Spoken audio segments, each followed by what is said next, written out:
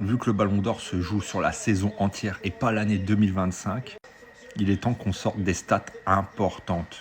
Le nombre d'assists, donc le nombre de passes décisives. Le top 5, il est là. Rafinha, Yamal, Salah, Olysée et Bruno Fernandes. C'est propre.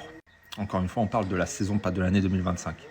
Au niveau des buts, on a Salah 33, Rafinha 34, Kane 37, Mbappé 39, Lewandowski 40. Alors moi, je suis pas partisan du Ballon d'Or se joue que sur les stats pour moi. Je suis un peu, tu vois, à l'ancienne. Dis-moi toi en commentaire comment tu juges le Ballon d'Or, mais moi, c'est un peu à l'ancienne. C'est en gros le meilleur joueur de la meilleure équipe, dans les limites du raisonnable. Parce que si tu suis ma logique, en 2021, c'est Jorginho qui le prend.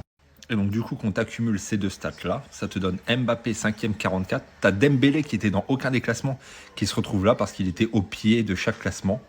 Du coup, les stats cumulés, il est très bon, il est 4e. Tu as Kane à 49, tu as Salah à 56 et tu as Rafinha à 59. C'est là, après les demi-finales de Ligue des Champions, pour info, ces stats-là. Et si je dis pas de bêtises, ça prend pas en compte le Classico.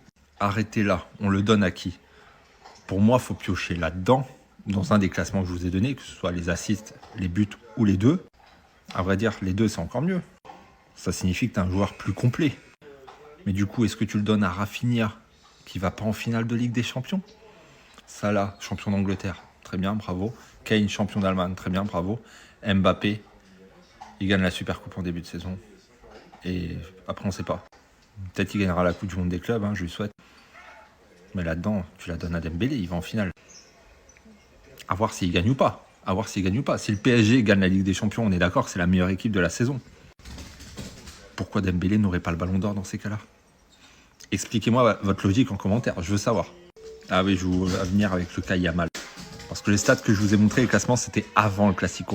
Et du coup, il a marqué pendant le Classico, et je crois même il a fait une passe décisive. Ses stats, 52 matchs, 16 buts pour 20 passes décisives.